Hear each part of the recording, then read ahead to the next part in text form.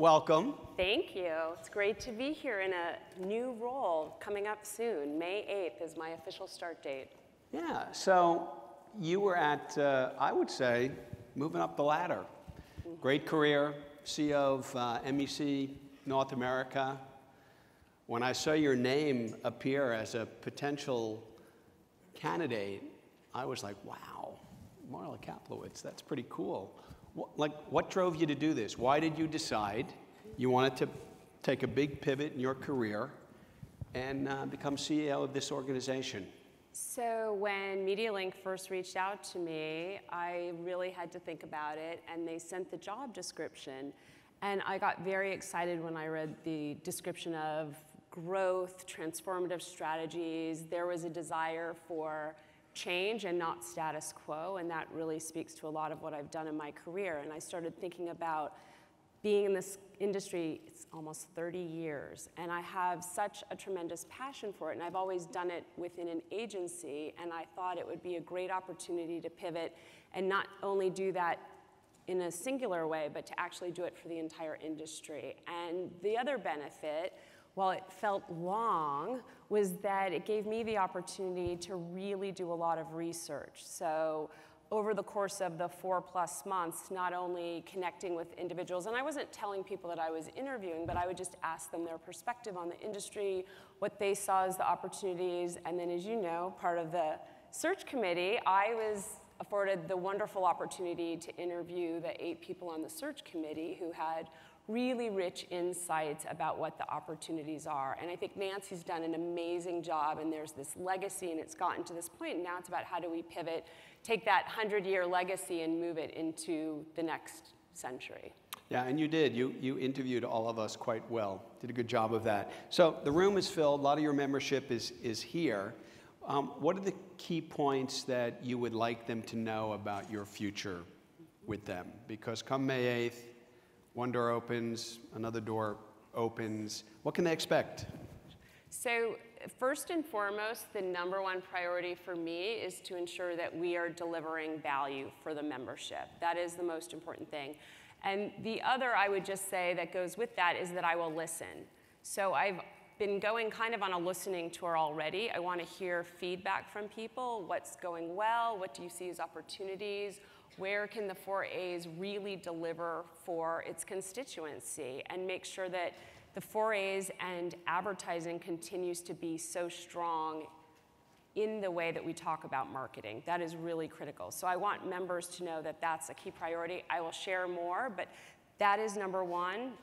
Repairing relationships, I would say, and making sure that we have strong partnerships, and we can talk more about that, as well as continuing on the focus with areas like diversity and talent, which are so critical to the future and understanding what we need to do. So I'm not going to share a whole plan today, but more will come, and I will share all of that with you as it continues to get firmed up. But I do need your feedback. And on that note, I just want to give a little plug. Please fill out your survey at the end of Transformation. I promise to read all the comments and make sure that we take advantage of your feedback. Okay, so we called you up, said, Marla, you got the job. You celebrated, you were exuberant. Now the clock is ticking, it's getting closer. What's keeping you up at night now? What's starting to worry you about coming on board here? Are there any things that you're really concerned about? What's making you restless? So what's exciting me is there's so much to do in a good way, so many great things that have already been created and built just to take it to that next level. I'm a little impatient, so I'll want things done fairly quickly. The exciting part of our industry is it is dynamic and it is fast-paced, and I want to make sure that the 4A's is keeping up with the organization, that industry that we represent. So I heard Michael Roth say earlier that he doesn't worry about the future of our industry because of creativity. I do worry, so that does keep me up, because I think when you're in a business that's being disrupted, you constantly have to be thinking about how you can pivot and evolve, and I want to make sure that the 4A's is there for its members to make sure that they are at the forefront and not reacting, but really being proactive in that leadership position. Yeah, I remember when we went through this process, some of the things that really resonated with me and the rest of the search committee was your discussion about influence in the industry, influence with our membership, influence with our partners, the ANA and the IAB, influence in Washington. That influence is going to be a big cornerstone of some of the pillars that you're going to bring out in the future. And I know we don't want to get into detail on that. No, but it's a great point, because sometimes we apologize in this industry, and I never understand why. We should be celebrating our industry, and we should be very proactive and making sure that people understand it at a young age and get more people excited about it, not only coming into the industry, but staying in this industry. Yeah, and you mentioned something about repairing or improving relationships in general. And you know, one of the things you also said during the interview process was that you can't wait to hug Bob Leodis up on stage. Now, is Bob here? There he is. We actually hugged at lunch a few weeks ago, which was very nice. So it will happen. Marla said it. But what's your view on the relationship? And like I said, every relationship can be strengthened. Can you share with us a little bit about your plan there? Sure. Because the ANA, you know, those are the people that kind of have us come to work every day. Those are our clients. Those are the ones that we serve. So talk a little bit about that. Well, but to that point, we have a common interest, which is to grow our clients' business. They want to grow their business. We want to help them grow their business. And I want it to be a partnership. And it's obviously become strained. It's played out in the press quite heavily. And there are going to be times where we disagree, but I think we need to focus in on the areas where we can agree. Measurement and third-party verification is a great example of an area where we can really partner and work together. And I want to make sure that not only with the ANA, but our other partners, that we are extending that and really partnering with them. So I've actually been asked to speak at the ANA Advertising Financial Conference the end of May, so I'm going to be doing that, so I'm really appreciative. But again, that's a step forward. I'm thrilled that Mark Pritchard is speaking here tomorrow, and I think many of you were probably at the ANA Masters of Marketing, where he got up on stage and said the negative narrative against the agencies needs to stop, and he really believes in the power of the quality of creativity and also the importance of transparency as it relates to media. And those are areas that we can all focus in on, but there is a real desire for everyone to move this forward, and I think that's incredibly positive. Yeah, and I think Lou is here somewhere, an right ANA board member. Happy to have him here. We want more of your board members. We want this to be one big family coming here.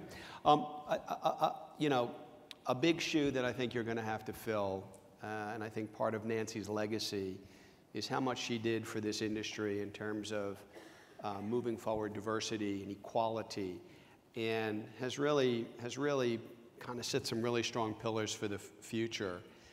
Big mantle to take over. How do you intend to build on that, and any thoughts in terms of what we can see from Marla from that perspective?